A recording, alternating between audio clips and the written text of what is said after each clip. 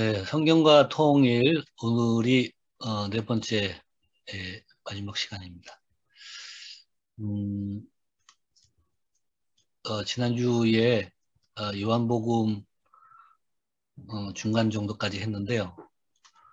어, 그 성경과 통일에 있어서 일단 첫 번째로는 성경이 창세기부터 계시록까지 이 통일 하나됨에 대해서 일관성 있게 설명하고 있다라고 하는 것도 중요하고, 또 구속사도 성경을 보는 중요한 관점인데, 이 구속사도 사실은 하나됨의 문제를 해결하는 것이라고 볼 수 있다라고 하는 것도 중요한데, 우리가 통일이라는 단어는 익숙하지만 사실 통일의 내용은 그렇게 익숙하지 않거든요. 근데 그 통일의 그 내용을 잘 설명해 주는 것은 요한복음이 단연 최고라고 생각합니다. 요한복음이 이 하나됨에 대해서 상당히 구체적으로 얘기를 하고 있어서 요한복음이 아주 중요하고, 그런 점에서 우리가 요한복음을 주목하고 많이 읽을 필요가 있습니다. 지난주에 제가 말씀드린 건 조금 요약하겠는데요. 요한복음에서는 이 하나됨이 그냥 하나됨을 설명하는 것이 아니고, 요한신학 자체가 이 하나됨을 중요한 전문 용어로 사용하고 있다는 것입니다. 그러니까 헬라어에서 하나를 말하는 용어는 그 남성, 여성, 중성, 헤이스, 미아, 헨 이렇게 있는데, 특별히 중성 명사인 헨을 하나됨의 전문 용어로 사용하고 있습니다. 헤이스, 미아, 헨의 용례를 공간복음에서 용례를 다 검색을 했는데, 마태복음, 마가복음, 누가복음에서는 헤이스미아 헨이 그 숫자적인 하나, 숫자로서의 하나, 그러니까 하나, 둘, 셋, 넷, 한 개, 두 개, 세 개, 네 개에서 하나, 그다음에 그걸 기수라고 하죠. 서수로서의 첫 번째, 두 번째, 세 번째로서의 의미로 사용되고 있고, 그 하나됨에 대한 전문 용어로서 사용된 것은 없습니다. 굳이 있다고 하면 이제 결혼에 대해서 말할 때 하나님이 짝지어 주신 것은 나누지 못할지니라, 그거를 얘기할 때 둘이 하나다라고 하는 요때만 이 하나라는 이 용어가 이 하나됨, 통일을 의미하는 하나됨의 의미로 사용되는 것인데, 그것은 공간복음에서 특별히 의도해서 사용한 것이 아니기 때문에, 이 공간복음에서는 하나됨을, 헨을 그 통일의 의미로서, 하나됨의 의미로서 그 테크니컬 텀으로 사용하고 있지 않다 라고 할 수 있습니다. 근데 요한복음에서는 다릅니다. 요한복음에서는 이 하나됨이 요한신학의 중심 메시지이고, 그 다음에 요한신학을 설명하는 중요한 개념입니다. 그런 점에서 이 요한복음의 하나됨을 통일의 의미로 연구하는 것은 상당한 타당성이 있다라고 할 수 있습니다. 그리고 이제 이 요한복음에서 하나됨을 설명하는 대표적인 구절이 몇 절이냐라고 하면 요한복음 10장 30절입니다. 보통 요한복음 17장을 하는데, 요한복음 17장보다도 요한복음 10장 30절이 더 근본적인 개념을 설명하고 있습니다. 나와 아버지는 하나이니라. 나와 아버지는 둘인데 하나다 라고 하면 둘이 하나라는 것이죠. 부부가 남자와 여자가 하나다 라고 할 때도 둘인데 하나다 라고 할 때 이 하나의 의미는 진짜 하나가 아니고 둘이 들어있는 하나이기 때문에 이게 통일을 설명할 수 있는 용어다라는 거죠. 그러니까 결국은 개체가 있는데 그 개체도 하나하나씩 존재하잖아요. 근데 개체가 모여있는데도 하나다. 이게 사실은 개체는 다양성이고 개체가 모여서 하나 되는 것을 통일성이라고 말하는데요. 예, 이렇게 다양성이 통일성입니다. 다양성이 하나 되는 게 통일이며, 예. 근데 다양성이 없어진 하나 되면 뭐라고 말하냐면 획일성이라고 말합니다. 획일성. 획일성은 통일이 아니에요. 획일성은 통일이 아닙니다. 그러니까 개체들이 하나가 돼서 공동체가 이루어서 하나가 되어도 공동체 안에서 개체가 독립적으로 있을 때보다 더 풍성하게 개체성이 살아날 때, 그럴 때 우리는 그 통일이라고 말해야지 됩니다.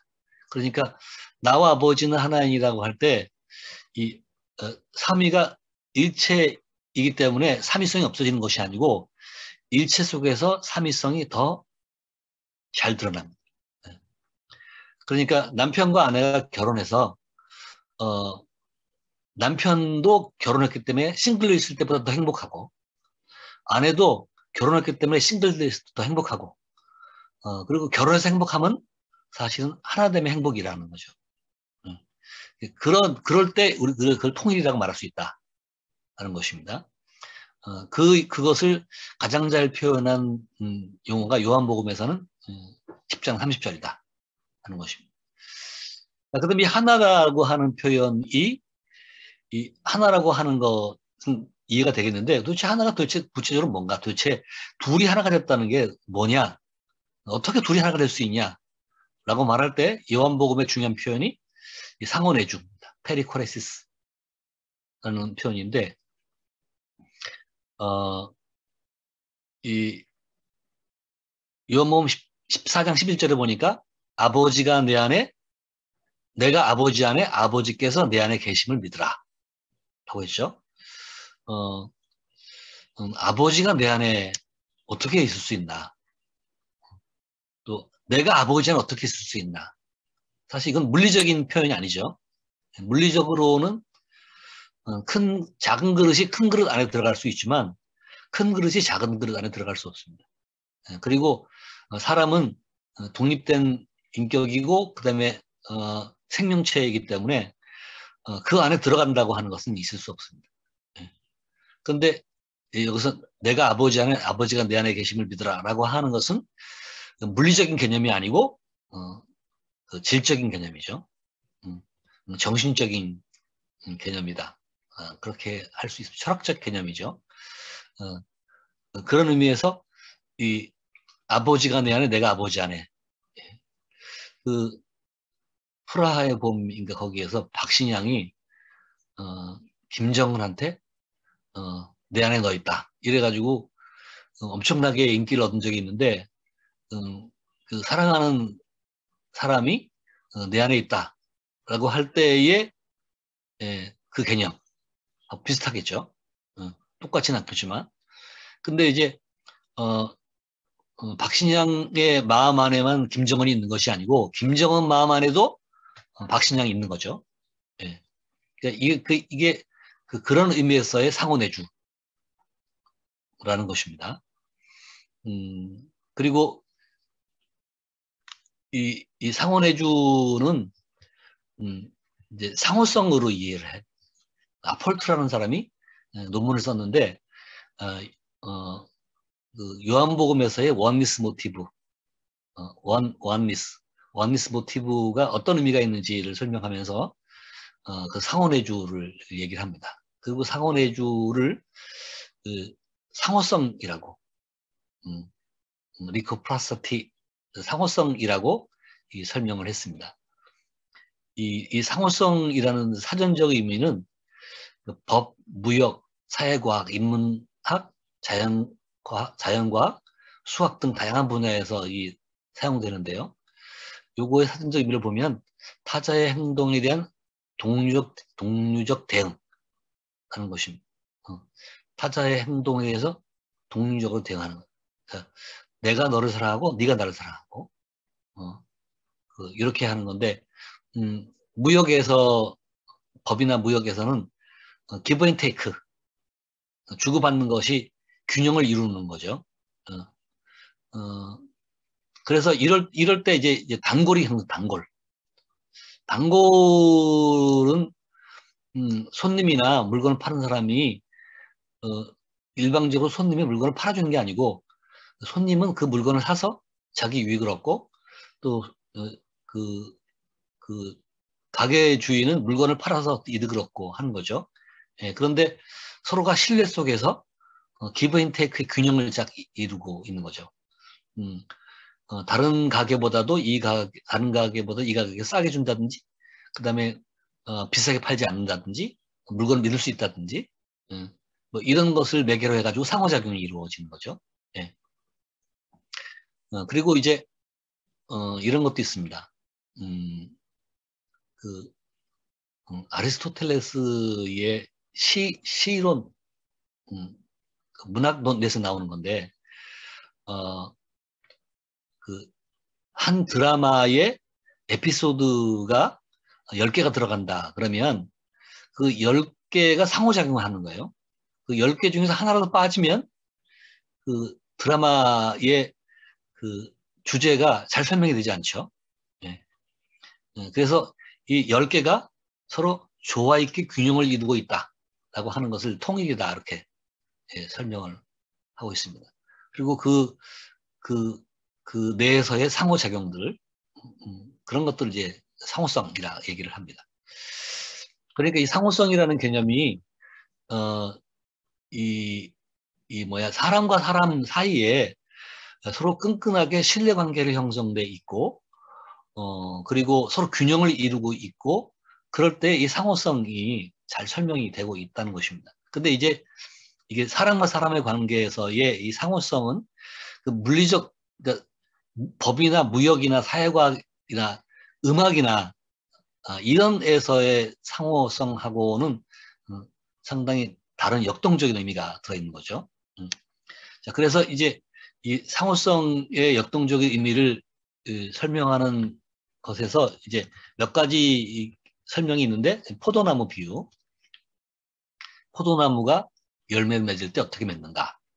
라고 해서 포도나무와 가지의 관계에 있어서 포도나무 가지가 딱 붙어 있으면 가지가 포도나무 붙어 있으면 저절로 열매를 맺는다. 라고 하는 것처럼 너희가 내 안에 있으면 저절로 열매를 맺는다. 라고 하는 것인데, 그러면 이제 포도나무가 주고 가지는 종속적인 것처럼 느껴지는데, 이 성경 구절을 설명하면서도 요한은 나는 포도나무에 너희는 가지니 그가 내 안에 내가 그 안에 거하면, 이렇게 설명하고 있습니다. 상호성이 만들어내는 풍성함을 한쪽 편에서만 설명이 됐지만, 가지가 포도나무에 붙어 있기만 해도 열매를 맺는 것, 그렇게 설명을 했습니다. 그러면서 요한복음 15장 10절에서 내가 아버지 계명을 지켜 그의 사랑 안에 거하는 것 같이 너희도 계명을 지키면 내 사랑 안에 거하리라. 그래서 상호 내주한다는 게 무엇인가 라고 할 때 사랑한다는 것이고, 그리고 사랑하기 때문에 계명을 지키는 것이다 라고 하는 것입니다. 그러니까 이것은 계명을 지키는 것에서 우리가 평소에 어떤 생각을 갖고 있냐면 명령에 순종하는 것, 명령에 순종하는 것을 말하고 있는데, 이건 특별히 이제 군대적인 용어로 해가지고 명령하면 아무 생각 없이 무조건 순종을 해야 되고, 명령에 대해서 자기 생각을 집어넣으면 안 된다. 뭐 이렇게 이제 군대에서 가르친다 이것입니다. 근데 여기서는 그렇지 않습니다. 여기서 이제 이 성경에서는 계명을 지킬 때 계명을 지키는 근거가 사랑이라는 거예요. 사랑하기 때문에 계명을 지키는 것. 그리고 사랑하기 때문에 계명을 지키면서 이제 하나님과 우리가 하나가 되고 예수님과 우리가 하나가 된다는 것입니다. 그런 의미에서 이게 하나 됩니다. 자, 그 다음에 선한 목자 비유로 넘어가면 이제 양과 선한 목자를 얘기하면서 내가 양을 알고 양이 나를 안다. 이게 상호성이죠. 선한 목자가 양을 알아요. 그래서 양이 성격이 급한지 느린지 어디가 아픈지 안 아픈지 예? 그런 것을 이제 다 압니다. 그리고 양도 선한 목자가 자기들을 목숨 걸고 지켜준다는 것을 알고 선한 목자를 따라가면 꼴을 먹을 수 있고 그리고 이리로부터 보호받을 수 있다라는 것을 안다는 것이고 그리고 이런 상호작용이 이루어지면서 양은 목자가 있기 때문에 행복하고 또 목자는 양의 목자이기 때문에 행복한 그런 상태가 됩니다. 예. 그리고 더 나아가면 양이 생명 없고 풍성이 없는 것. 그러니까 양이 잘 되는 것이 목자가 잘 되는 거예요. 양은 양의 이익이고 목자는 목자의 이익이 아니라 양과 목자의 이익이 하나가 되었어요. 그래서 양으로 생명을 얻고 더 풍성이 얻는 것이 목자가 행복한 거예요. 예. 더 나아가서 목자가 양의 생명을 이리로부터 목자가 양의 생명을 지키기 위해서 목숨 걸고 양을 지키는 것. 이럴 때 이 선한 목자가 목숨 걸고 양을 지킬 때 내가 양을 지켜서 도대체 얼마나 번바고 목숨까지 거냐라고 하지 않고 이것은 이제 돈 가지고 생각하는 거죠. 근데 양이 이리에게 먹혀서 죽으면 선한 목자는 자기가 죽는 것보다 더 슬퍼요. 예. 그래서 양의 생명과 목자의 생명이 일치가 돼서 양을 위해서 목숨을 버리는 것. 그것이 선한 목자의 행복이다라는 것입니다.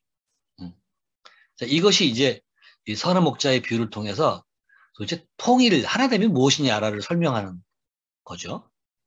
상호 내주의 의미를 점점 확대해서 설명해 주는 것이 이 선한 목자의 비유인데 이 선한 목자의 비유도 하나됨이 무엇인지를 아주 잘 설명해 주는 그런 것입니다. 그러면서 우리가 이제 예수 그리스도의 십자가 정신이요.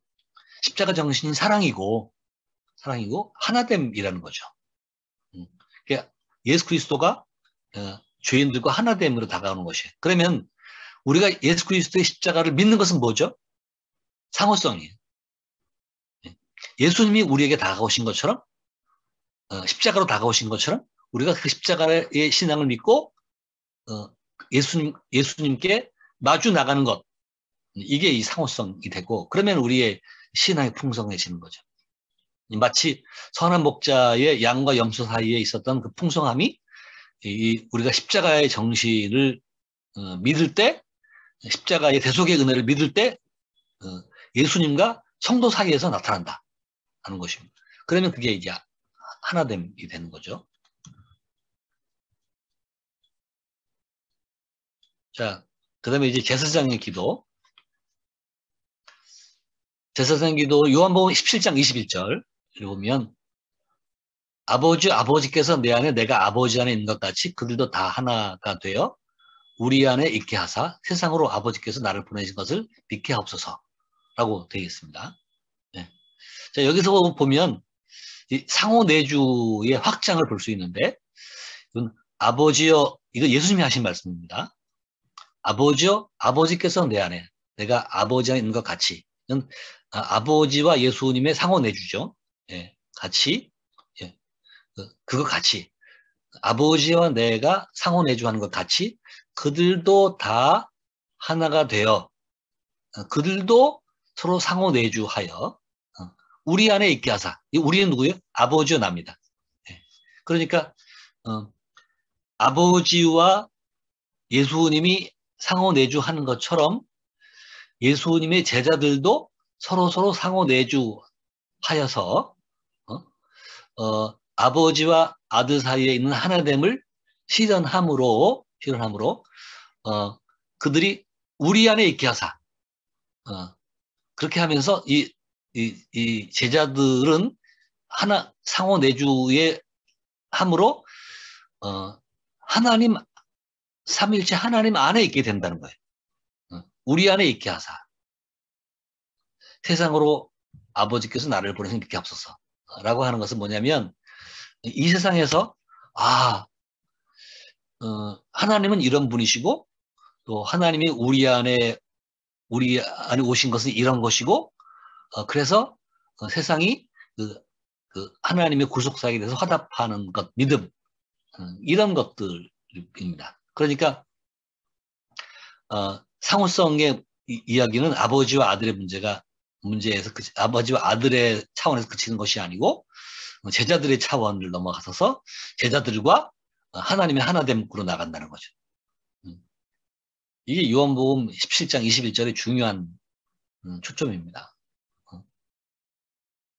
그래서 이 상호성은 하나님께서 세상에 보여주고 싶은 메시지고 그리고 이 상호성의 실현이 이 구원의 실현입니다. 요한복음 17장 23절에도 비슷한 얘기가 나오는데 곧 내가 그들 안에 있고 아버지께서 내 안에 계시어 그들로 온전함을 이루어 하나가 되게 하려 함은 자 이거 내가 그들 안에 그러니까 예수님이 제자들 안에 있고 아버지는 내 안에 있어요. 예, 그럼 이게 이 상호 내주의 순환적 기능이죠. 예. 그러니까 제자들은 예수님 안에 있고 예수님은 하나님 안에 있는 거예요. 그래서 제자들도 하나님 안에 있는 거죠. 예. 자, 이렇게 되면 어떤 일이 일어나냐면 온전함이 이루어집니다. 온전함을 이루어 하나가 되어 이 하나가 됨이 온전함으로 나와. 우리가 타락했다고 하는 것은 온전하지 않음이죠. 예. 우리가 구원받으면 온전함을 회복하는 것입니다. 그래서 도대체 그 온전함이라는 게 뭐냐? 하나 됨이라는 것입니다.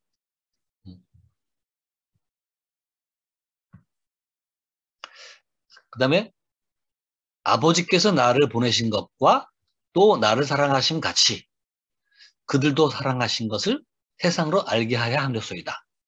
예. 이 온전함을 이루 하나됨에 있어서 이게 아버지께서 나를 보내신 것과 나를 사랑하신 같이. 그러니까 아버지와 아들 사이에 하나됨은 아버지께서 아들에게 사명을 주어 보내는 것 플러스 아버지께 아들을 사랑하십니다. 그러면 예수님과 제자들의 하나도 예수님의 제자들을 세상에 파송하는 것과 예수님이 제자들을 사랑하신 것. 그래서 이제 이 파송하는 건 나중에 얘기를 하고 이 이 사랑이 하나됨의 중요한 요소라는. 짝사랑은 사랑인가요? 짝사랑은 사랑으로 표현됐지만 부족한 사랑 아니면 사랑이 아닌 거죠. 아직까지. 근데 사랑도 이 상호성입니다. 상호 내주가 되고 그리고 하나됨 상호작용이 활발하게 이루어질 때 우리는 사랑이라고 얘기를 합니다. 그래서 삼위일체 하나님과 성도들이 하나됨, 삼위일체 하나됨, 삼위일체 하나님과 성도들이 하나됨, 이게 요한복음 17장 23절에 잘 나타나 있다는 거죠. 그래서 예수 그리스도의 대속 사역을 우리는 보통 속죄에다가 초점을 맞춥니다. 예수 믿으면 죄 사함을 받는다. 그래서 죄로부터 해방된다. 라는 것에 초점을 맞춥니다. 근데 이 요한복음에 의하면 이 예수 그리스도의 대속의 사역은 이 하나됨이라는 것입니다. 예수님과 하나가 되는 예수님의 대속 사역을 믿으면 하나가 되는 것이죠. 그리고 이제 이것은 제가 지난번에 말씀드렸는데 로마서 6장에도 나와 있고 로마서 5장에도 나와 있고 갈라디아 2장 20절에 나와 있죠. 내가 그리스도와 함께 십자가에 못 박혔나니. 예수 그리스도 십자가는 예수 그리스도만의 십자가가 아니고 예수 그리스도 십자가를 내가 믿음으로 나도 십자가에 같이 못 박히는 거예요.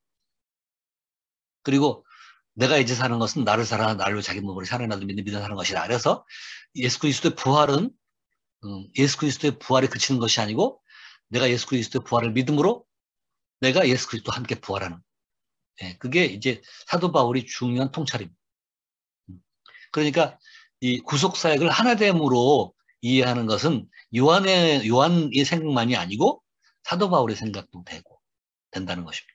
그리고 이 요한복음에서 예수님의 워딩을 보면 예수님도 하나됨을 우리에게 말씀해 주시는 거죠. 예. 그래서 이제 예수 그리스도의 대속 사역은 속죄의 관점에서 볼 것이 아니고 이 하나의 관점에서 보면 이 구원의 의미가 속죄의 의미가 더 풍성하게 살아납니다.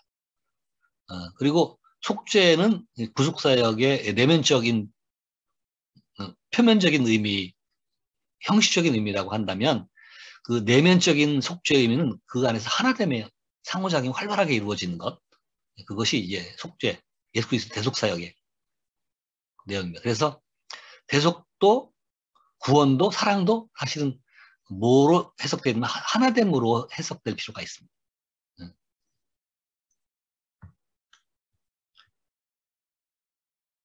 자, 그 다음에 믿음. 우리가 보통 믿음 얘기 많이 하는데 요한복음의 믿음이 상당히 독특한 용어입니다. 믿음이 의심하지 않은 것인가? 그 정도 가지고 설명이 안 돼요. 예. 그, 그, 믿음은, 이, 그, 하나님과 우리가 하나됨이 믿음이에요. 예. 그리고 하나님과 우리 사이에 상호작용이 이루어지는 것이 이 믿음입니다. 예. 그리고 믿음은 하나님께서 우리에게 다가오심에 대해서 우리가 합당하게 반응함으로 성립되는 것이 믿음입니다. 그러니까 예수님께서 가나 혼인잔치에서 기적을 베푸셨는데 이 기적을 베푸신 목적이 무엇일까?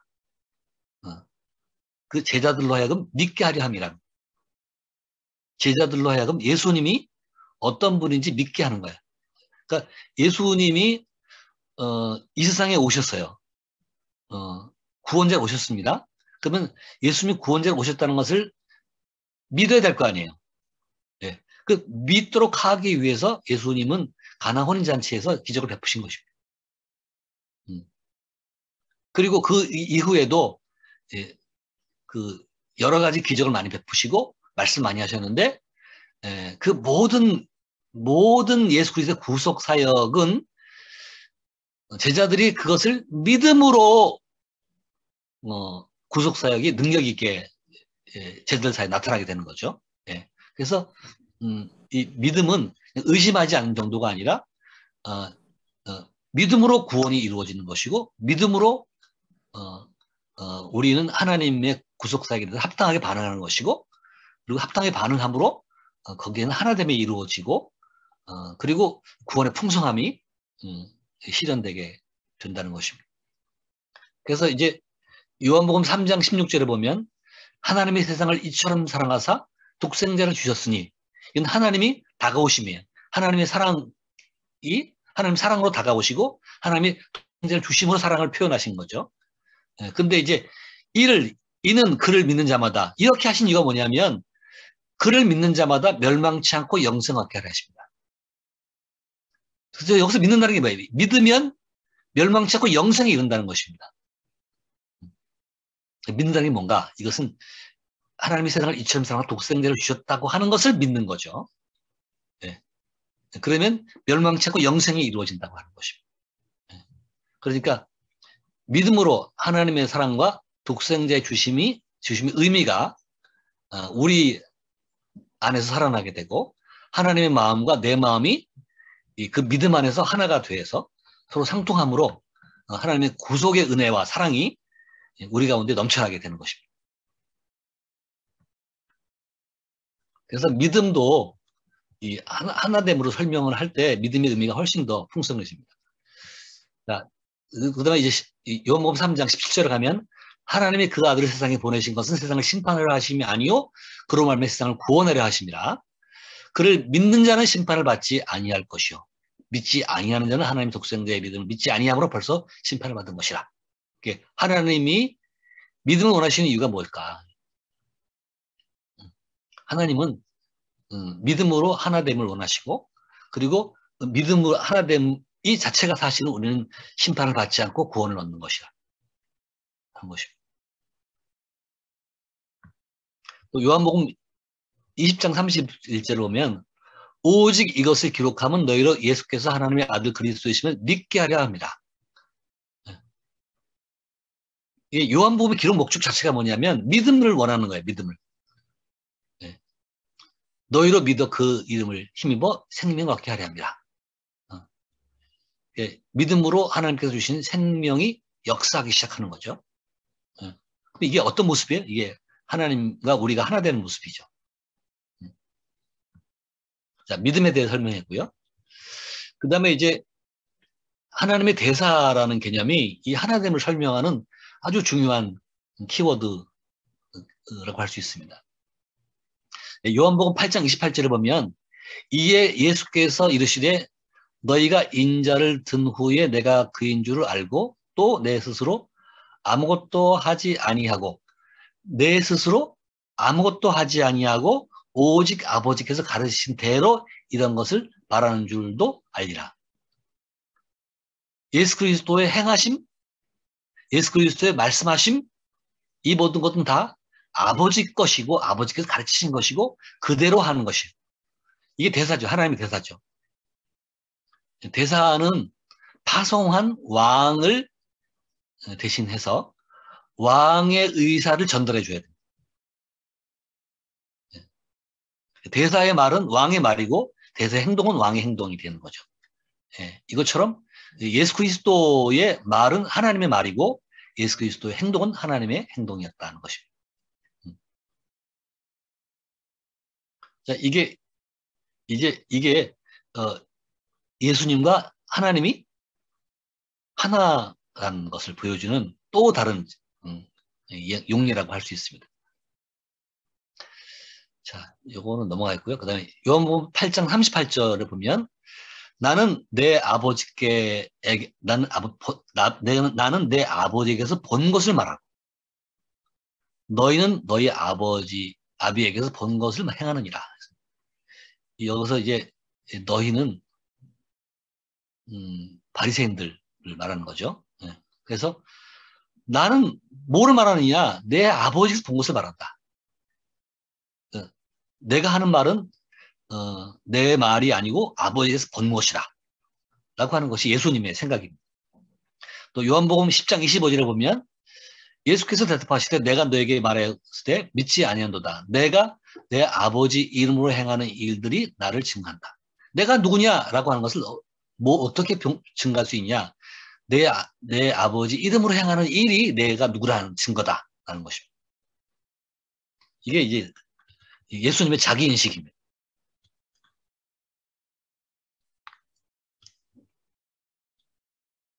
요한복음 14장 10절 보면 내가 아버지 안에 거하고 아버지는 내 안에 계신 것을 내가 믿지 아니하느냐? 내가 너에게 이르는 말은 스스로 하는 것이 아니라 아버지께서 내 안에 계셔서 그의 일을 하시는 것이라. 이게 이 예수 그리스도가 대사 개념을 하나됨으로 설명을 하고 있는 거죠. 이게 많습니다. 이게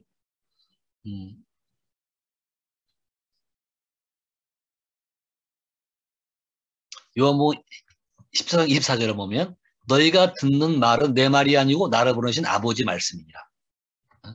16장 15절 무릇 아버지께 있는 것은 다 내 것이라. 그러므로 내가 말하기를 그가 내 것을 가지고 너에게 알리시리라 하였노라.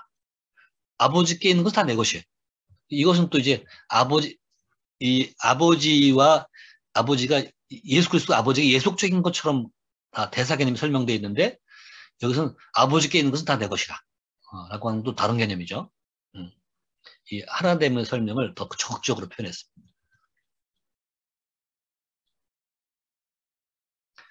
자, 요한복음 17장에도 보면 나는 아버지께서 내게 주신 말씀을 그들에게 주었사오며 예수께서 하신 말씀은 아버지께서 주신 말씀이에요.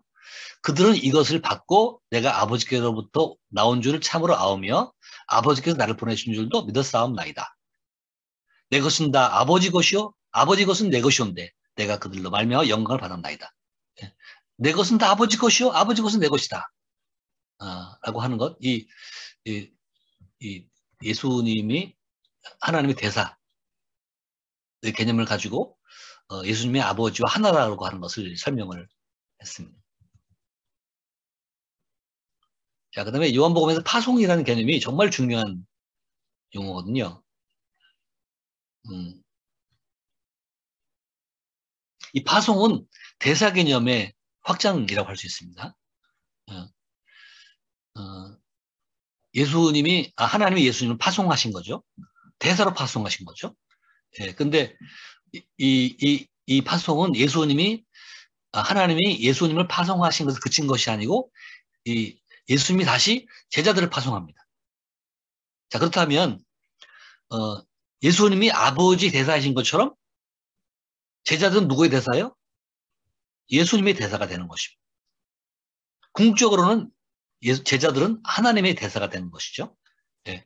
그렇게 해서 예수님이 아버지의 말을 한 것처럼 제자는 누구의 말을 해야 돼요? 예수님의 말을 하는 것입니다. 예수님께서 아버지의 일을 하신 것처럼 제자들도 예수님의 일을 하는 것입니다.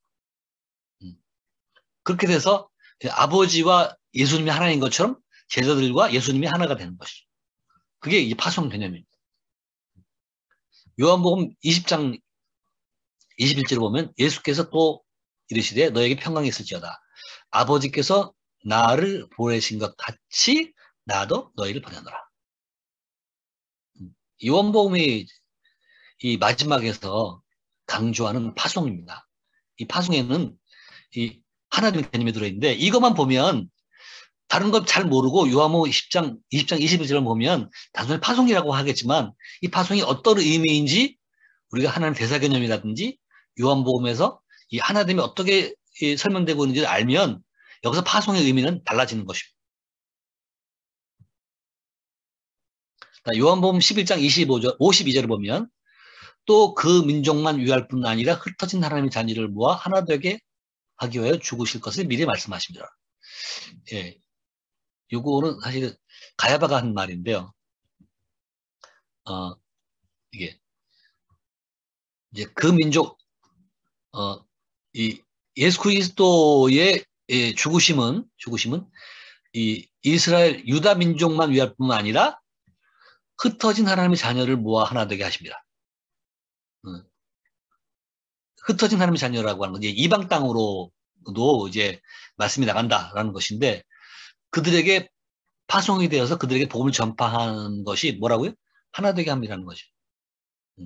이 파송에는 이 하나 되게 함이 들어있습니다.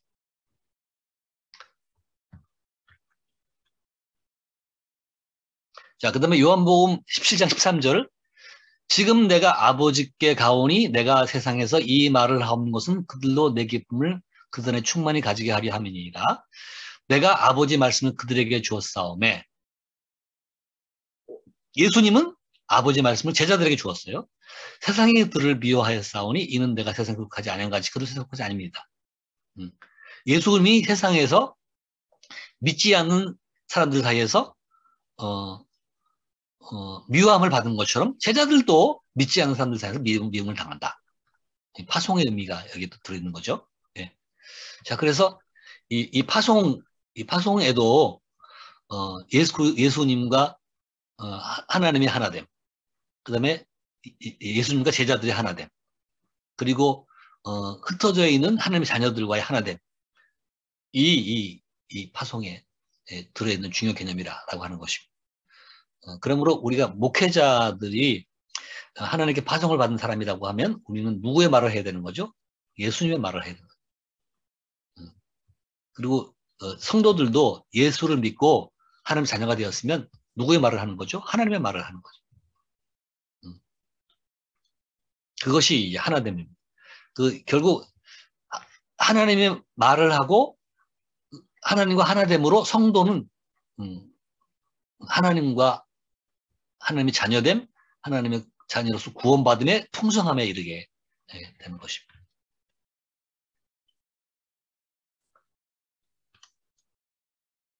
자, 이제 바울 신학으로 넘어갈 텐데요. 한 5분 정도 쉬죠. 예, 5분 정도 쉬면 좋겠습니다. 또 새로운 얘기를 하려면 머리를 좀 이제 식힐 필요가 있으니까 한 5분 정도 쉬어서 지금 15분이니까 20분 정도에 다시 시작하도록 하겠습니다. 예, 강의하시느라 수고하셨습니다. 감사합니다. 예, 이제 예, 예. 아까 인사한 다음에 또 들어오신 분들 감사합니다. 우리 신범희 집사님 반갑습니다. 그리고 박종수 박사님 반갑습니다. 잘 지내셨죠? 네. 지금 말씀을 하시려면 그 음소거를 제거하고 말씀하시면 됩니다.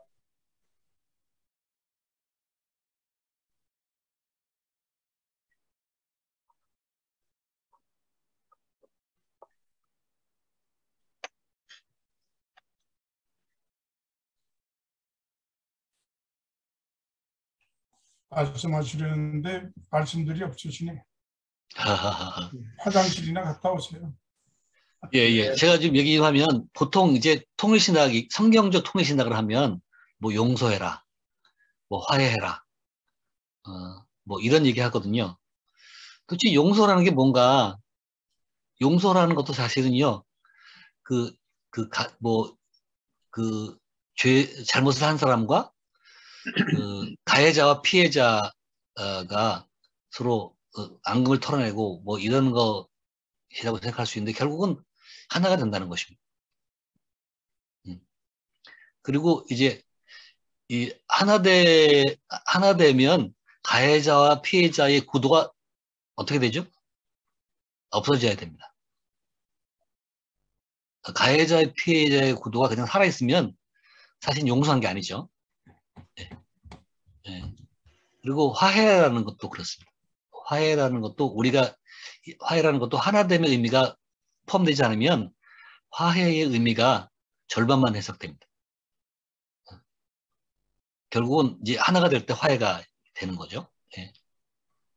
예. 그래서 이제 우리가 이제 통일을 얘기를 할 때 상당히 이 하나됨의 의미가 들어가지 않으면 상당히 표면적입니다. 이 하나됨의 의미가 들어가야지 이 통일의 의미가 살아나는 거죠. 이제 그러니까 사랑도 하나됨의 의미를 들어가야지 풍성해집니다. 사랑을 내리사랑이라고 하잖아요. 그렇죠? 내리사랑이라고 하는데 내리사랑은 짝사랑입니다. 그게. 그러니까 아버지가 자녀를 사랑하고 자녀가 아버지를 사랑하고 그렇게 되면서 이 아버지와 자녀의 사랑 안에서 하나됨이 풍성하게 살아나는 거죠. 예. 그렇습니다. 그리고 우리 이 카나다의 자매님 들어오셨는데 이제 그 지난번에도 봤지만 아이들 끔찍하게 사랑하거든요. 예. 근데 아이들은 아버지 엄마의 사랑을 모르나요? 알죠. 예. 애들이 아버지 엄마한테 사랑한다고 표현할 때 그 진심이에요. 애들은 아버지 엄마한테 생명을 걸고 있거든요. 예. 그러니까 이 엄마이기 때문에 행복한 거야. 이게 엄마가 애들한테 사랑을 주기 때문에 행복하기도 해요. 근데 애들이 그것을 알아서 더 행복해요. 예. 그러니까 이제 이 사랑도 상호성이 깨지면 그거는 건강한 사랑이 아닙니다. 그래서 이제 부부의 사랑도 부모와 자녀의 사랑도 이 세상에 존재하는 모든 사랑은 다 이 하나로 재해석해 줘야지 그 사랑이 본질적으로 살아나게 됩니다. 예.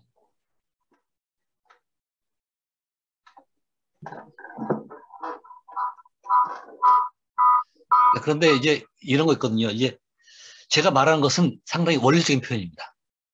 근데 이 원리적인 것이 이제 삶의 현장으로 들어가면 변수가 상당히 많이 생깁니다. 애들을 사랑하는데 애가 얼마나 말썽을 피우고 말을 안 듣는지 그래도 열받잖아요. 정말 미워 죽겠어요. 근데 미워 죽겠는데 그 미워 죽겠도 내 자식이니까 미워 죽겠는 거지 남의 자식이면 뭐 그냥 헤어지면 빠이빠이 하면 그만이잖아요. 예.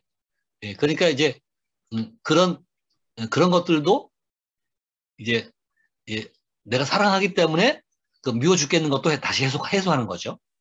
예. 그런 것들이 작용하게 됩니다. 예. 이런 거 있어요. 그 며칠 전에 우리 처갓집에서 우리 조카가 결혼을 하게 돼서 이제 신랑 될 사람이 인사를 왔어요. 그러니까 이제 같이 식사를 하고 덕담을 해주고 했는데 이런 얘기를 하는 거예요. 우리 동서가. 내가 살아보니까 결혼할 때는 사랑으로 결혼하지만 시간이 지나면 다 식는다. 그다음부터는 그 정으로 살아라. 어, 뭐 그러면서 이제 사랑이 식더라도 싸우지 말고 잘 살아라. 뭐 이렇게 얘기를 하더라고요. 근데 그렇게 말을 많이 해요. 예, 그렇게 말을 많이 합니다. 근데 그거는 사랑을 상당히 오해한 것이고, 사랑은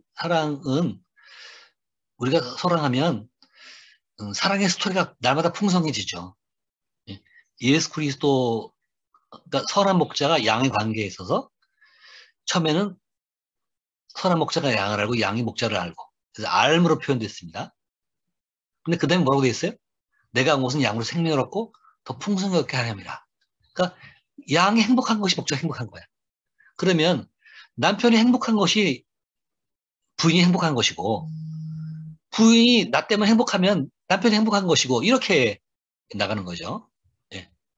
그 다음에는요, 나는 아내를 대신해서 죽을 수도 있어. 예. 그럴 때, 내가 결혼해서 죽어? 그 누구 죽으라고 죽어? 이렇게 하는 게 아니고, 내가 아내를 위해서 아내가 정말로 이게 죽을 위기에 있을 때 내가 그 아내의 죽음을 구원해내기 위해서 내가 죽어도 좋다. 라고 했을 때 생명을 함께 나누는 거가 되잖아요. 이게 선한 목자에서 이 하나됨의 진전이에요. 네. 그럴 때 이 선한 목자가 양을 위해서 목숨을 버릴 수 있다고 생각했을 때 불행하겠어요? 행복하겠어요? 행복한 거죠. 그거는 아는 사람은 알고 모르는 사람은 모릅니다. 예. 예.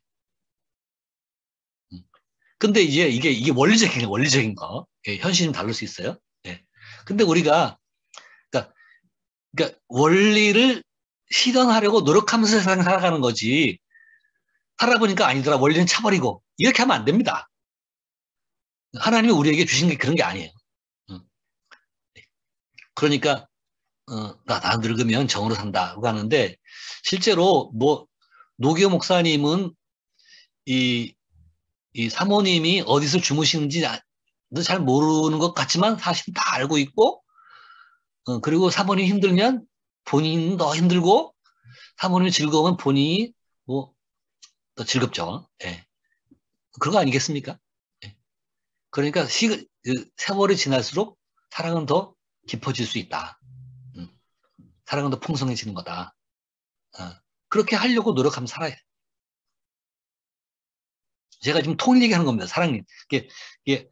이 남북 통일을 지나치게 정치적인 것으로만 해석할 경우에 상당히 문제가 많습니다. 이렇게 통일의 원리적인 이해를 가지고 남북 통일도 적용해야 돼요. 그래야지 이 남북 통일의 의미를 더 잘 이해할 수 있는 거죠. 그럼 우리는 이걸 성경에서 배울 수 있다는 거예요. 성경에서 이 하나됨의 의미를 이렇게 풍성하게 설명하는데 여전히 남북 통일이 정치적 의미의 통일만 가지고 성경에서 증거를 찾으려고 하니까 성경의 하나됨의 풍성한 내용을 살려내지 못하는 거예요. 참 안타깝죠. 네. 네. 이제 이런 것을 설명하면서 제가 다른 사람들의 통일 담론하고 좀 다른 접근이기 때문에 여러분이 제의 통일 담론을 이해할 때 이게 뭐지? 라는 것을 생각할 수도 있고, 그 다음에 또 다른 한편으로는 이런 게 통일이네? 라고 해서 이 통일에 대해서 새로운 발견을 하게 될 수도 있을 것입니다. 예. 근데 내 얘기는 다 성경에 있는 얘기입니다. 예. 성경에 없는 얘기는 안 하고 있어요. 예. 자, 계속할까요? 네. 예, 계속하겠습니다.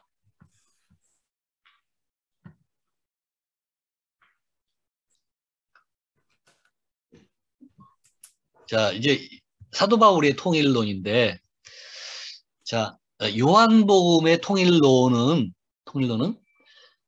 하나됨 속에 있는 다양성, 하나됨 속에서 다양성이 어떻게 역동적으로 작용하는가.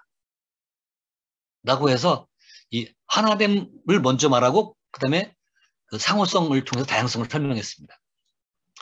예, 근데 이 사도 바울의 통일론은 코이노니아라는 개념을 가지고 설명한 건데 이 코이노니아의 통일론을 가장 잘 설명한 것이 이 유기적 공동체론입니다.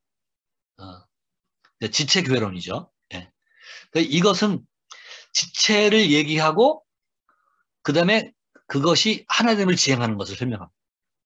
그러니까 다양성과 통일성에서 접근 방법이 요한복음은 통일성에서 접근을 하고 사도 바울은 다양성에서 접근합니다. 다양성에서 하나됨으로, 하나됨에서 다양성으로 이렇게 접근 방법이 다릅니다. 네. 근데 결국은 이 통일이 무엇인지, 하나됨이 무엇인지를 이제 설명하는 것이다라고 할 수 있습니다. 자, 로마서 12장 5절에서 8절에 보면 이렇게 되어 있습니다. 이와 같이 우리 많은 사람이 그리스도 안에서 한 몸이 되어 서로 지체가 되었느니라. 예. 그리스도 안에서 한 몸이 되어 지체가 되었느니라. 우리가 다 지체다. 그리스도가 머리고 우리가 다 지체가 돼서 우리 전체가 합치면 한 몸이 되는 것이다. 라고 하는 것이 이 로마서 12장에서 말하는 바울의 이야기입니다. 그러면서 뭐라고 말하냐면 6절 이하에 보면 잘하는 내용이죠. 우리에게 주신 은혜대로 받은 은사가 각각 다르니 혹 예언이면 믿음의 분수대로 섬기는 섬기는 일로 가르친 자면 가르치는 일로. 그래서 이거 누구 일이에요? 지체의 일입니다. 각 지체가 자기의 역할을 감당하는 거예요. 그러면 그것은 지체의 일이고 그 지체는 몸에 붙어 있는 것이고 그리고 그 지체들이 합쳐서 건강한 몸이 되는 것이다. 하는 것입니다. 이것이 로마서 12장에서 말하는 사도 바울의 교회론입니다.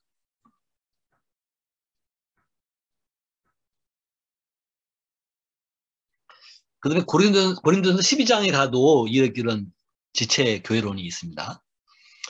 몸은 하나인데 많은 지체가 있고 몸의 지체가 많으나 한 몸과 같이 그리스도도 그러하니라. 그리스도는 우리가 다른 것 같잖아요. 그렇죠? 예. 근데 그리스도가 무엇이냐?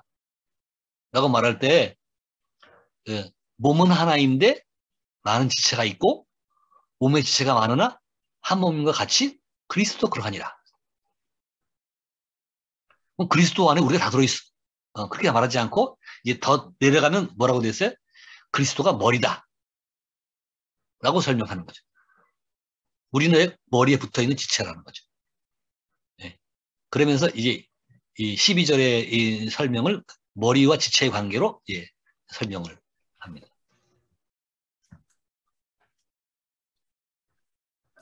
그러면서 이제 13절에 보면 우리가 유대인이나 헬라인이나 종이나 자유인이나 다 한 성령으로 세대를 받아 한 몸이 되어 우리 중에는 유대인도 있어요. 우리 중에는 헬라인도 있어요. 우리 중에는 종도 있어요. 우리 중에는 자유도 있어요. 그런데 우리가 예수를 믿으면 한 성령 안에서 세례를 받아서 한 몸이 되는 것입니다.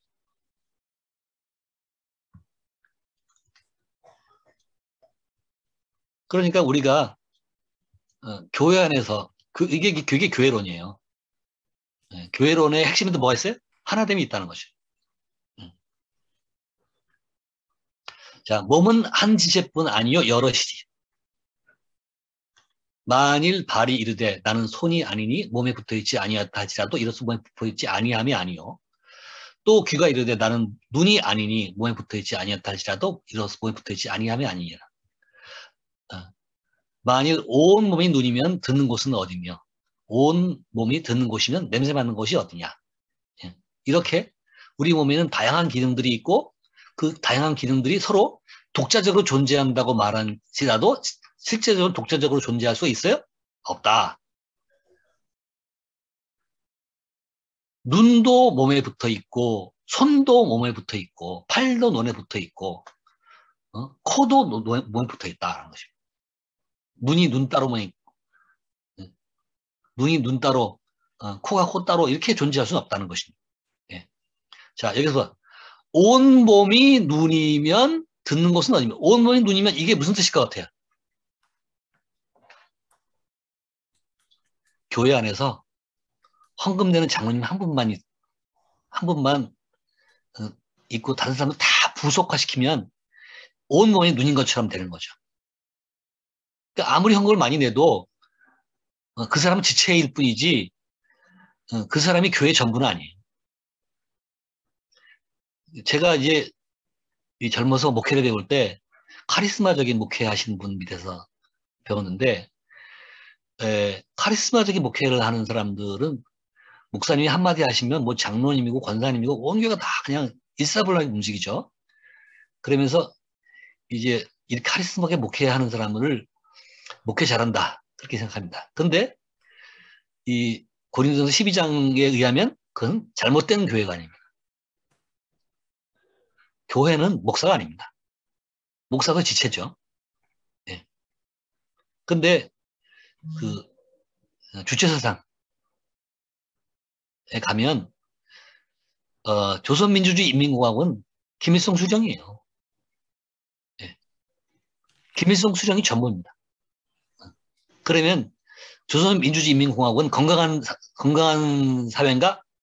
아니죠. 이 고린도전서 12장이나 로마서 12장에 근거하면 그것은 건강하지 못한, 그러니까 온몸이 눈인 것 같은 그런 기형적인 사회가 되는 것이고, 모든 지체들이 상호 유기적으로 작동해야지 그 건강한 건데, 이 눈이 전부 몸인 것처럼 되면 그건 건강하지 않은 것입니다. 카리스마적인 목회? 땡, 그거 아닙니다. 제왕적인 대통령? 땡, 그건 좋은 사회가 아닙니다. 여러분, 우리 세종대왕은 전제군주였잖아요. 근데 세종대왕 시대에 세종대왕이 이 짐이 국가다를 했어요? 그렇게 하지 않았어요. 세종대왕은 백성들을 엄청 사랑했습니다. 그래서 훈민정음을 만든 이유도 그런 것이에요. 세종대왕은 정말 영국 가치가 있습니다. 한 번은 젊고 아주 능력 있고 유망한 양반 집 자제가 있었는데 그 자제가 결혼을 해서 잘 살았습니다. 그리고 틀림없이 저 친구는 고위직에 오를 것이다 라고 말했습니다. 근데 그 집에서 종이 임신했다는데 종을 학대했습니다. 이 소식이 세종대왕에게 전해진 거예요. 그래가지고 세종대왕이 누구를 나무랬겠어요? 그 양반을 나무랬습니다. 종을 그렇게 대우하는 게 아니라. 세종대왕이 전제군주 시대에 어떻게 그런 생각을, 백성을 독자적인 존재로 사랑받는 존재로 생각을 했는지 참 신기한데요. 예. 그 전제군주도 성군은 지미국가다라고 하지 않았다는 것입니다. 하물며 교회에서 그 목사님이 자기가 다 전부인 것처럼 하면 그건 좋은 성령적인 교회가 아닙니다.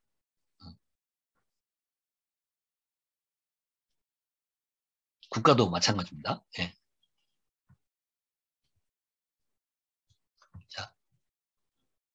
자, 이게 20절. 이제 지체는 많으나 몸은 하나다. 그러니까 이 지체가 몸은 하나라는 것을 꼭 기억해야 됩니다. 네. 그러니까 성도들은 우리가 개인 구원 얘기 많이 해요. 개인 구원이요. 예. 내가 구원받고, 그럼 내가 복받고, 그러면 되는 것처럼 내가 천국에 들어가고, 그리고 나는 내 믿음으로 구원받고 남편은 내 믿음으로 구원 못 받고 이렇게 생각합니다. 개인 구원을 많이 받았어요. 네. 근데 개인 구원은 이 지체는 많은 몸은 하나다라고 하는 교회론에 의하면 그 문제가 있는 것입니다. 교회는 예수님의 초림과 재림 사이에 하나님의 구속사의 핵심 개념입니다. 그러니까 초림과 재림 사이에서는 교회로는 빼고는 설명할 수가 없어요. 그리고 교회로는 구원받은 사람의 공동체일 뿐만 아니라 구원을 확장하는 공동체입니다. 전도 공동체, 선교 공동체.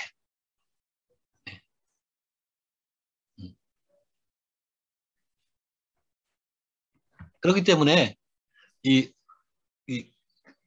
그 모든 성도는 지체로서 자기의 은사가 있고 하나님 주신 소명이 있어요.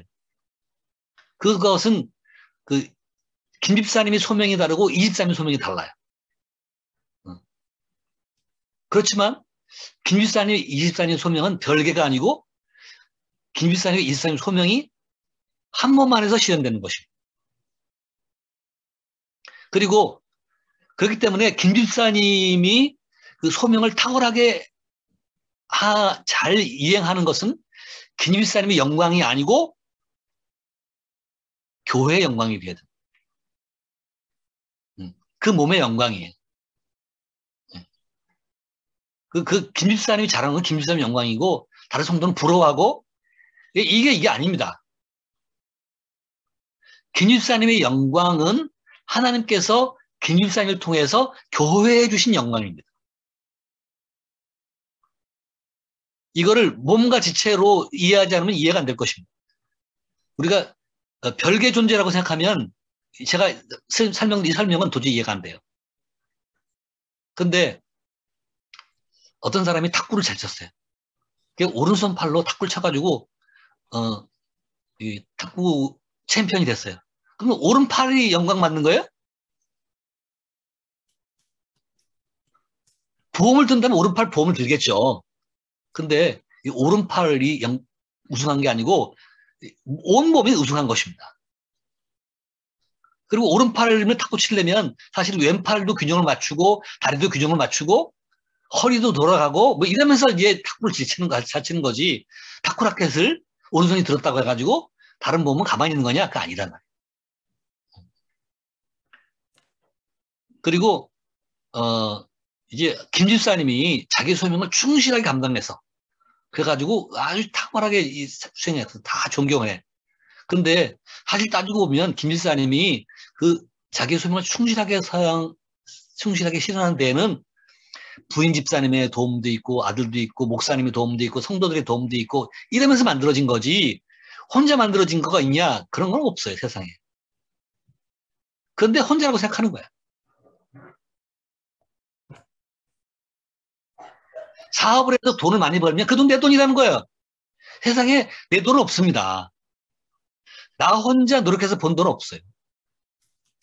내가 그 돈을 벌 수 있도록 내조해준 아내가 있고 내가 돈을 벌 수 있도록 목표의식을 갖게 한 자녀들이 있고 내가 그 돈을 벌 수 있도록 협력해준 직원들도 있고 거래처도 있고 나에게 이런 가르쳐준 교수님도 계시고 그리고 나를 믿어준 거래처도 있고 뭐 이렇게 해서 내가 그 돈을 번 거지 내가 혼자서 돈 벌었어요? 세상에 그런 게 어디 있어요?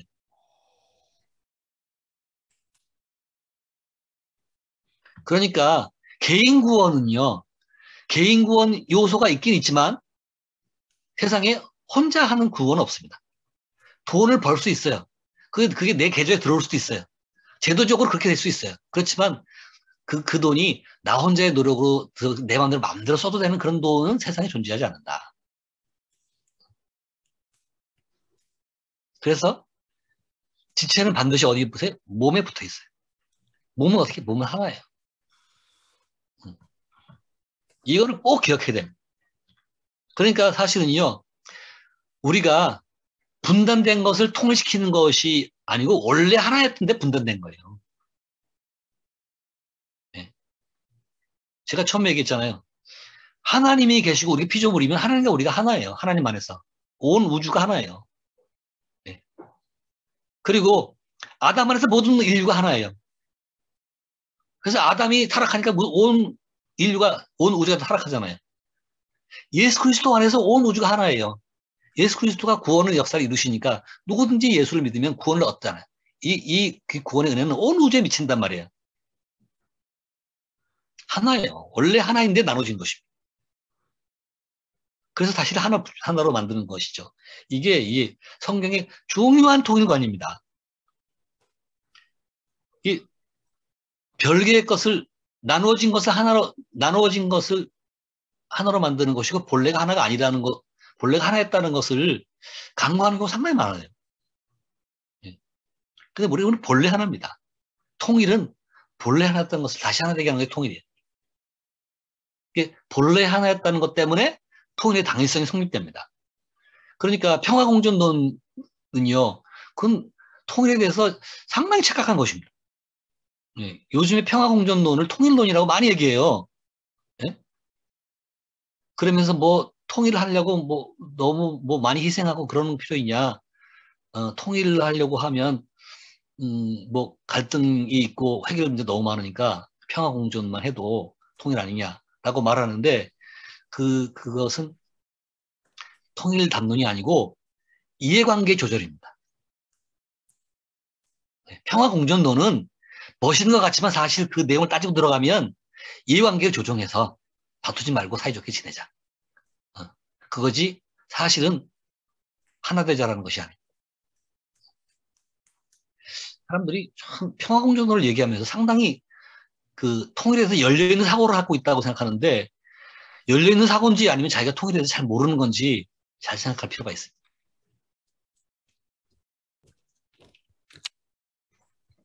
자, 그 다음에 22절에 더 중요한 얘기가 나옵니다. 그뿐 아니라, 자, 21절에 우리가 지체하는 마음은 몸은 하나이기 때문에 눈이 손들어 내가 너를 쓸데없다 하거나 머리가 발들어 내가 너를 쓸데없다가 하지 못한다. 예. 그러니까 눈이 손들어 내가 너 쓸데없다. 그러니까 우리가 새끼손가락, 심장이 새끼손가락 같은 걸 보고 야 나는 멈추면 죽지만 새끼손가락 하나 잘라줘도 괜찮으니까 너는 중요한 존재가 아니야.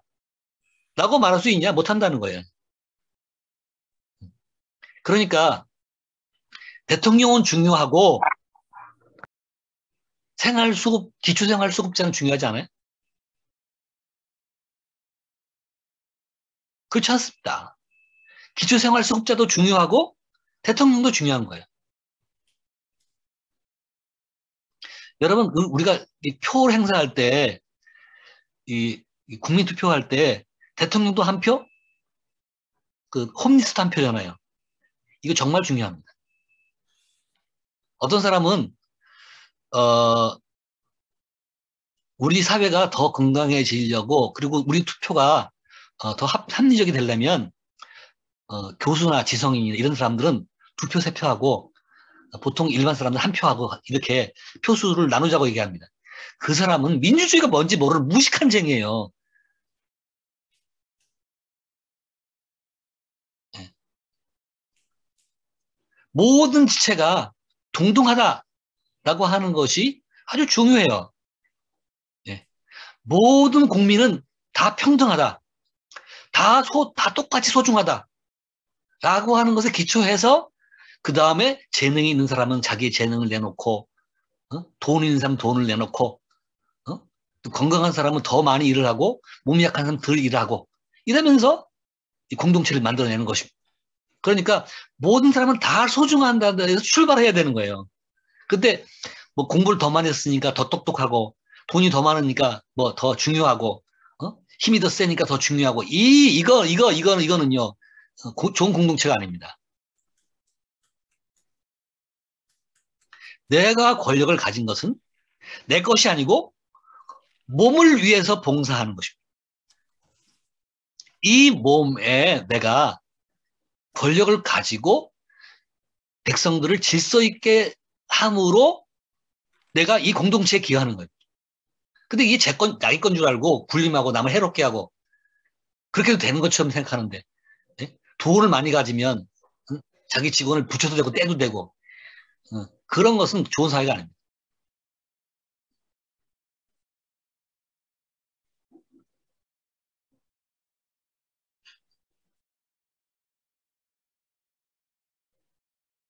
그러니까 문희 손으로 너 쓸데없다 이렇게 말할 수 없다는 것입니다. 똑같아. 모든 국민은 다 한 표의 가치가 있어야 되고 동등한 가치가 있어야 되고. 그러니까 남한 사람하고 북한 사람하고 통일하면 북한 사람들은요 그 노동력이 떨어져요.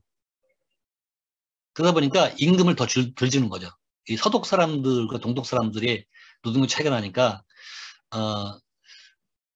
동서독이 통일된 지 20년 후에 조사를 했는데 동독 사람들은 서독 사람들하고 같은 노동을 해도 월급은 87%밖에 못 받았다는 거예요. 83%인가 87%인가. 예. 그러니까 노동력은 그럴 수 있습니다. 예. 근데 오시 배시 이러면 서로 그러다 보니 서로 모독하는 거죠. 그래서 노동력이 차이가 있어서 덜 받을 수도 있지만 자존심 상하게 하면 안 된다는 것이고. 예. 인격적으로 서로 존중해야 돼요. 예. 근데 탈북민들이 우리나라에 와가지고 뭐예요? 샤벌과 혐오를 경험한다는 거예요. 미국이 아무리 민주주의 나라라도 거기 차별 있잖아요. 예? 인종차별 얼마나 심해요. 예. 근데 법적으로 안 그렇잖아요. 그러니까 미국은 적어도 가치관으로 있어서는 무엇이 민주주의고 무엇이 평등인지를 아는데 적용에 있어서 아직까지 문제를 겪고 있는 거죠.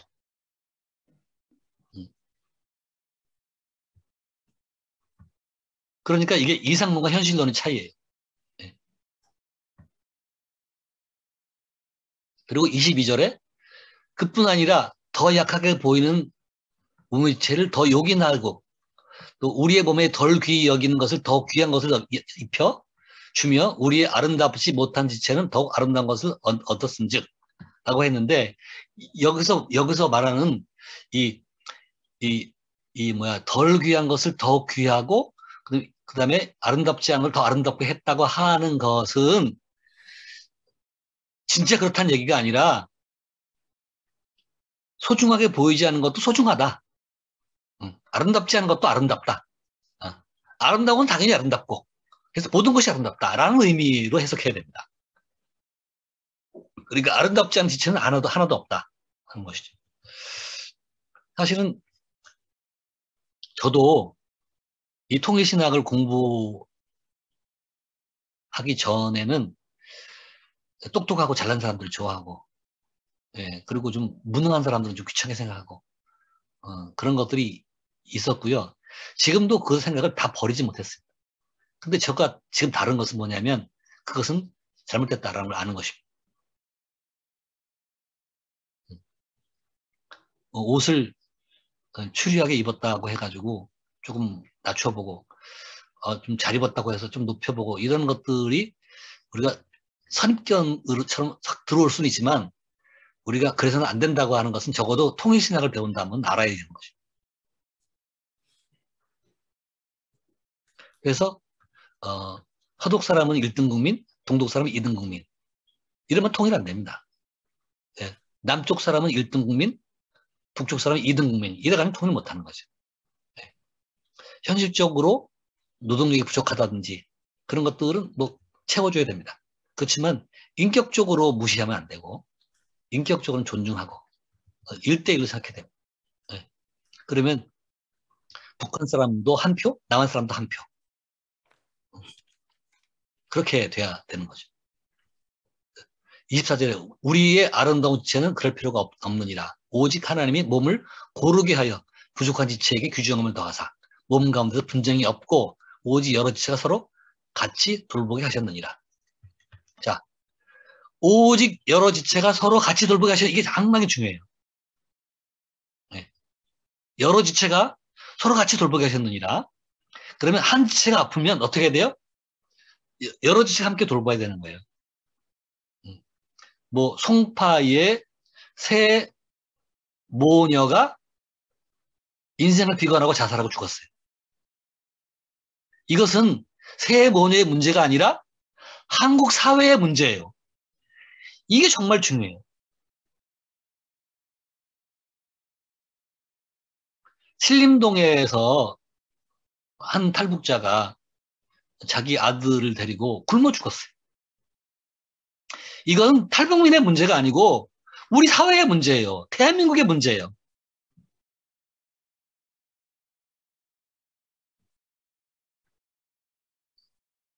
그래서 서로 돌봐야 됩니다.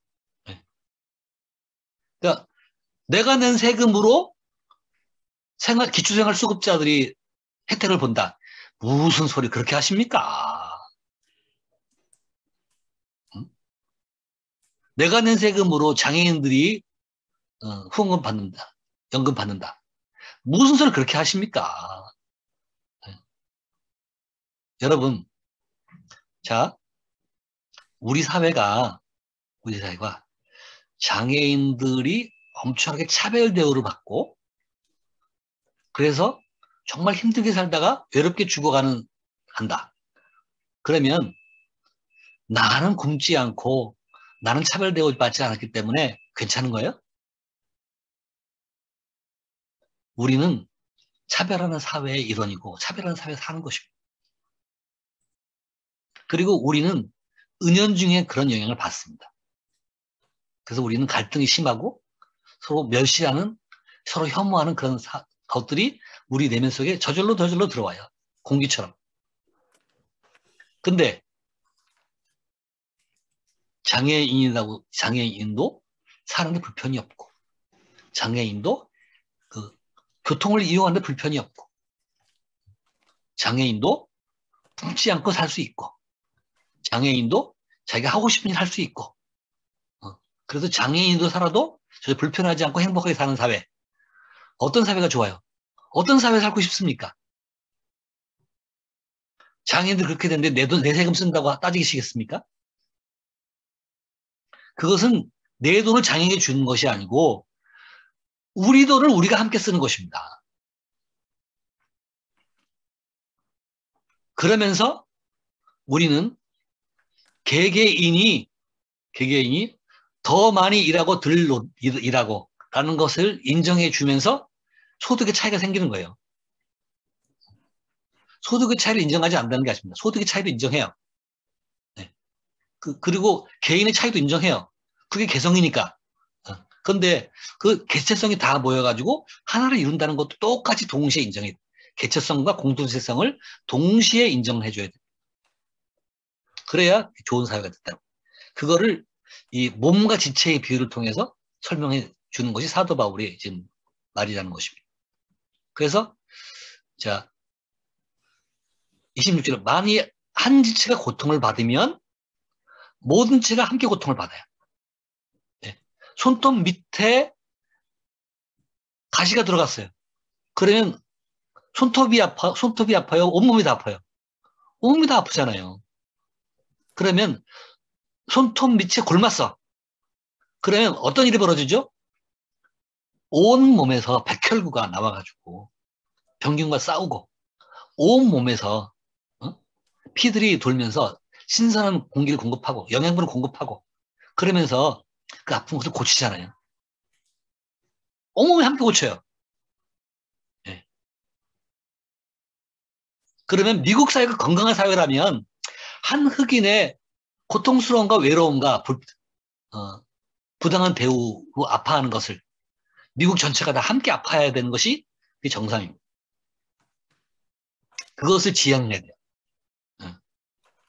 현실적으로 그것을 100% 실현하기 어렵지만 그러나 그 사회가 지향하는 가치는 그렇게 해야 된다는 것입니다. 그게 통일이에요. 만일 한 지체가 고통을 받으면 모든 지체가 함께 고통을 받고 한 지체가 영광을 받으면 모든 지체가 함께 즐거워하느니라. 모든 지체는 몸의 일부다. 그리스도도 몸의 일부예요. 네? 모든 지체는 몸의 일부로서 생명력을 갖습니다. 몸의 일부로 있을 때 생명을 갖습니다. 그리고 모든 지체는 피로 연결되어 있습니다. 모든 지체의 아픔은 한 지체의 아픔은 모든 지체의 아픔이고 모든 지체가 한 지체의 부족을 서로 채웁니다. 한 지체의 영광은 모든 몸의 영광이고 몸과 연과 혼, 지덕체, 지정의 모두가 하나의 인격이고 하나의 인간입니다.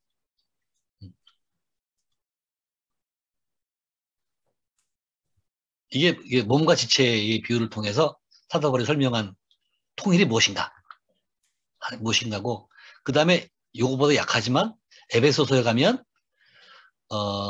그러므로 이제부터 너희는 외인도 아니요 나그네도 아니요 오직 성도들과 동일한 시민이요 하나님 권속이라. 하나님 권속이라는 말은 가족이란 말입니다. 아버지와 아들과 남편과 아내와 딸과 아들과 한 가족이 하나인 것처럼 기쁨도 슬픔도 함께하고 같이 먹고 같이 자고 이렇게 하는 거죠. 그렇지 못한 가정도 많이 있지만 근데 그런 가족들도 이제 이런 거 지향이 되죠. 예. 그러니까 우리가 가족이다. 그래서 우리는 하나다 하는 것입니다. 건물도 비유도 있죠. 예. 그럼 여러 건물마다 서로 부속품이 연결돼서 건물 하나를 이루죠. 그 부속품이 하나가 망가지면 건물이 서서히 무너져 내리는 거잖아요. 예. 우리 이문만 선교사님 요새 건축하고 있는데, 예. 그 부속품 하나를 잘못하면 처음엔 잘 모르지만 시간이 지나면서 그 부속품 빠진 것 때문에 점점 집이 망가지잖아요. 이것처럼 우리가 서로 연결돼서 하나님의 처소가 되는 것이다. 그리고 종말론에 가면 자, 마태복음 28장에도 너희는 모든 족속을 제자 삼아. 모든 족속이 예수 믿는 거예요. 그 다음에 마가복음에 가면 천하 만민에게 복음을 전파하라. 예. 사도행전 1장은 땅 끝까지 내 증인이 되라. 요한계시록에 가면 각 나라와 족속과 방언에서 아무도 능히 셀 수 없는 큰 무리가 나와서 흰 옷을 입고 손에 종려가지를 들고 보좌 앞에 어린 양 앞에 서서 큰 소리로 어린 양을 찬양한다. 자, 이런 것들, 이게 종말론의 성취, 요한복음, 그 신약 성경의 요한계시록에 가도 그 모든 족속이 다 구원을 받는 그런 개념이 아주 중요하게 살아있다. 자, 여기까지 하겠습니다. 뭐 정리도 해도 되긴 되는데, 뭐 제가 충분히 설명했다고 되고, 뭐 질문 있으면 질문 받고 소감 얘기 조금씩 하고 그렇게 해서 마치면 좋겠습니다. 네, 하나님의 말씀을 중심으로 해서 아주 우리에게 정리가 잘 되는 하나됨으로 인한 통일론, 성경에서 말씀한 통일, 아주 우리에게 많은 유익이 됐다고 생각을 합니다.